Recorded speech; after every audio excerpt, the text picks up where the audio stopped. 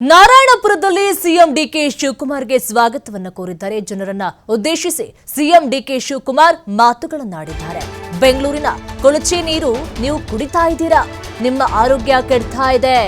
ಇಲ್ಲಿ ಆಸ್ಪತ್ರೆಯನ್ನ ಮಾಡ್ತೇನೆ, ಇಲ್ಲಿ ಸರ್ಕಾರಿ ಮೆಡಿಕಲ್ ಕಾಲೇಜನ್ನ ಮಾಡ್ತೇನೆ, ಇಲ್ಲಿ ಹೈಟೆಕ್ ಆಸ್ಪತ್ರೆಯನ್ನ ನಿರ್ಮಾಣ ಮಾಡ್ತೇವೆ.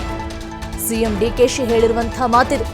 ವಿದ್ಯಾರ್ಥಿಗಳಿಗೆ ಉಚಿತ ಬಸ್ ಪಾಸ್ ಅನ್ನು ನೀಡಲಾಗ್ತಿದೆ, ಉಚಿತ ಸೈಟ್ ಅನ್ನು ನೀಡಲು ನಾವು ತೀರ್ಮಾನವನ್ನ ಮಾಡ್ತಾ ಇದ್ದೇವೆ. ಯಾರು ಸೈಟ್ ಇಲ್ಲದವರು ಸೈಟ್ ಅನ್ನ ಖರೀದಿ ಮಾಡಬೇಡಿ. ನಾನು ಬಿಜೆಪಿ ಜೆಡಿಎಸ್ ಕಾರ್ಯಕರ್ತರಿಗೆ ಮನವಿಯನ್ನು ಮಾಡ್ತೇನೆ.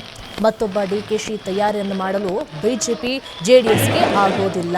ನಾನು ಬಿಜೆಪಿ ದಳದ ಮುಖಂಡರಿಗೆ ಮನವಿಯನ್ನು ಮಾಡ್ತೀನಿ, ಎಲ್ಲರೂ ಜೊತೆಯಾಗಿ ಕೆಲಸ ಮಾಡೋಣ ಅಂತೇಳಿ ವಿಶ್ವಾಸದ ಮಾತುಗಳನ್ನು ಆಡಿದ್ದಾರೆ ಡಿಕೆಶಿ.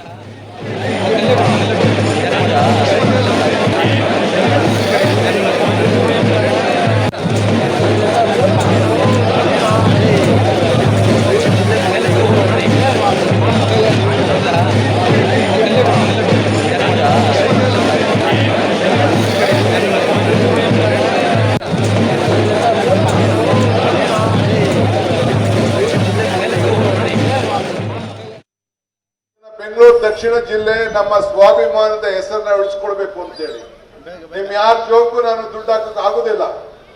ಆದ್ರೆ ನಿಮ್ಮ ಎಲ್ಲ ಆಸ್ತಿ ಮೌಲ್ಯಗಳು ಈ ಡಿ ಕೆ ಶಿವಕುಮಾರ್ ತೆಗೆದುಕೊಂಡಂತ ನಿರ್ಧಾರ, ಇದು ಬೆಂಗಳೂರು ದಕ್ಷಿಣ ಜಿಲ್ಲೆ ಅಂತ ಹೇಳಿದ್ಮೇಲೆ ಈ ಜಮೀನಿನ ಬೆಲೆ ಏನಾಯ್ತು ಅನ್ನೋದಕ್ಕೆ ನಿಮ್ಗೆಲ್ಲ ಕೂಡ ಇವತ್ತು ಮನವರಿಕೆ ಆಗಿದೆ. ಸೊ ಇದೊಂದು ದೊಡ್ಡ ಐತಿಹಾಸಿಕವಾದಂತ ತೀರ್ಮಾನ. ನಾನೇನು ಹೊಸದಾಗಿ ಸೃಷ್ಟಿ ಮಾಡಲಿಲ್ಲ.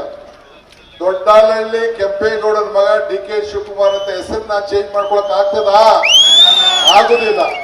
ಹಂಗೆ ಇವತ್ತು ನಾವು ನೀವೆಲ್ಲ ಬೆಂಗಳೂರು ಜಿಲ್ಲೆಯವರು. ಬೆಂಗಳೂರು ಜಿಲ್ಲೆ ಹೋಗಿ ಬೆಂಗಳೂರು ಗ್ರಾಮಾಂತರ ಜಿಲ್ಲೆ ಆಯ್ತು. ಈಗ ನಾನು ಬೆಂಗಳೂರು ಗ್ರಾಮಾಂತರ ಜಿಲ್ಲೆಯ ಜಿಲ್ಲಾ ಪಂಚಾಯತಿ ಮೆಂಬರ್ ಆಗಿದ್ದೆ.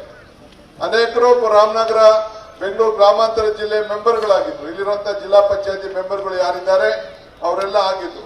ನಮ್ಮ ರಾಜ್ಯ ಕೂಡ ಗ್ರಾಮಾಂತರ ಜಿಲ್ಲೆಯವರೇ. ಎಲ್ಲರೂ ಕೂಡ ಈಗ ಯಾರ ನಾವು ಸ್ಟೇಜ್ ಮೇಲೆ ಇದ್ದೀವಿ, ನಾವೆಲ್ಲ ಬೆಂಗಳೂರು ಗ್ರಾಮಾಂತರ ಜಿಲ್ಲೆ, ಆಮೇಲೆ ಈಗ ದಕ್ಷಿಣ ಜಿಲ್ಲೆ. ಇಡೀ ನಮ್ಮ ಸಂಗಮದವರೆಗೂ ಈ ಕಡೆ Malavalli border, Mandya border, Kunigal border ಎಲ್ಲ ಕೂಡ ಇದು ಬೆಂಗಳೂರು ನಗರ ಜಿಲ್ಲೆ.